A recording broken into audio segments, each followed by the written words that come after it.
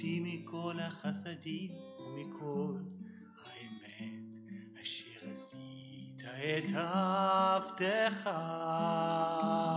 אני קטונתי מכל החסדים ומכל האמת אשר עשית את עבדך.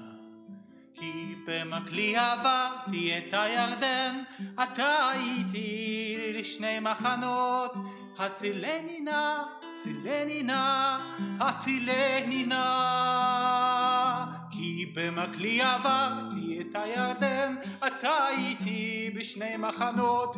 הצילני נא, צילני נא, הצילני נא. כי חסדך גדול עליי, כי חסדך גדול עליי. והצלת נפשי משאול תחתיה. קטונתי מכל החסדים ומכל האמת אשר עשית את עבדך. אני קטונתי מכל החסדים ומכל האמת אשר עשית את עבדך.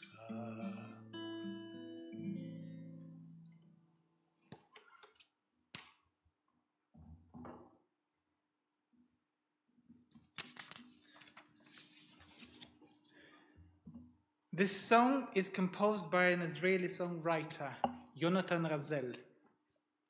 The first part of the lyrics is a direct quote from this week's Torah portion, Vayishlach. In this week's parasha, we find Jacob on the way back to his homeland.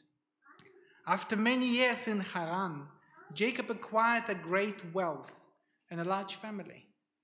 He is about to meet his brother whom he tricked and undoubtedly feels guilty about. Jacob struggles with his feelings and finds himself in a difficult position of uncertainty and of inner struggle. On the one hand, he had God's promise and hope that he will return to the land of his ancestors and return in peace. On the other hand, he knows that Esau, his brother, is coming towards him with hundreds of armed men. Just in case, and I think that was a right decision, Jacob decides to divide his family and possessions into two camps, so to protect at least half, in case his brother will not forgive him and decide to take revenge. The night before he is meant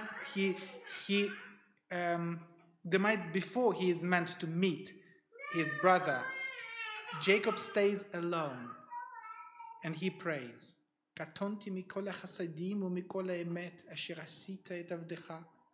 I am unworthy, I am diminished, humbled by all the kindness that you have so lovingly shown to your servant. כי במקלי עברתי את הירדן, עתה חייתי לשני מחנות. With my staff alone, I crossed the Jordan, the river. And now I have acquired two camps. Atzileni na, I pray, save me. At the time when this song was performed for the first time by Yonatan Razel, there was a rumor that he had composed it after his 4-year-old daughter Rivka fell off a porch and was in coma. It took weeks until Rivka woke up and was eventually healed.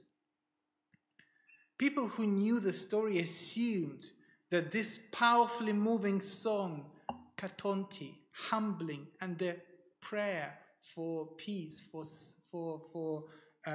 deliverance, for prayer to save, was a gratitude for her recovery. Although the story is true, Razel himself says that he actually composed it few years before it happened. And it was a tribute to his grandfather, who was one of Razel's early music influences and introduced him to this verse in the Torah. Well, regardless of what is true, nowadays most people associate this song with Jonathan Razel's daughter and their story. Things can change their story, their significance, and shift their meaning in time. We see a similar change in what we would now call Jewish identity. In the early chapters of Torah, our people, the Jewish people, is just a family. And they're called children of Abraham, literally children of Abraham, children of Isaac, and later children of Jacob. Soon in the Torah narrative, the name of our people will be Bnei Yisrael, the children of Israel. Today we know Israel as the name of the Jewish state. We may have different attitudes and opinions to its complex politics, but the name brings us back to the story of Jacob. The name Israel refers to the episode when Jacob experiences the second mysterious encounter with the divine creature and wrestles with an angel. Well, we know only later in the story that it was angel. It appears to Jacob as Ish, as a man. The story tells us that after a night-long struggle, Jacob defeats the God's messenger. At the end of the fight, he receives the second name, Israel, which literally translates from Hebrew, wrestling with God. And what I like about this translation, like in English, wrestling with God is not clear whether God is on your side or not. And the same ambiguity is kept in Hebrew as well. Ki sarita im Elohim ve'im anashim v'tuchal, because you have wrestled with God and with people and have prevailed, you will now be called Israel. Our stories give meaning to our lives. Most of the time we remember the stories and not always the facts. As Lin-Manuel Miranda put it in his musical Hamilton, "Let me tell you what I wish I'd known when I was young and dreamed of glory. You have no control who lives, who dies, who tells your story." It is true that none of us can choose what others say about us, but we have a privilege and responsibility to tell our version of our story. Every year we tell a story of Jacob who repented from his youth mistakes and misdeeds, became a humble person and learned his lessons in life, and who says, "Katonti, I'm not worthy." Jacob becomes Israel, a person who struggles with his inner self, who wrestles with God and people, and eventually becomes a model of a decent person. It is his life journey what matters, and not only his name. It is his life journey what his name represents. Otherwise, if we don't tell this story, Israel is just the name of a right-wing, a progressive regime in the Middle East. Every year we tell a story of Hanukkah, for example, the festival of light, hope, and belief that a small but righteous idea can prevail larger and stronger oppressive forces. Otherwise, if we don't tell this story, Hanukkah becomes an ideological tool of meaningless patriotism and thoughtless strength and hatred towards others.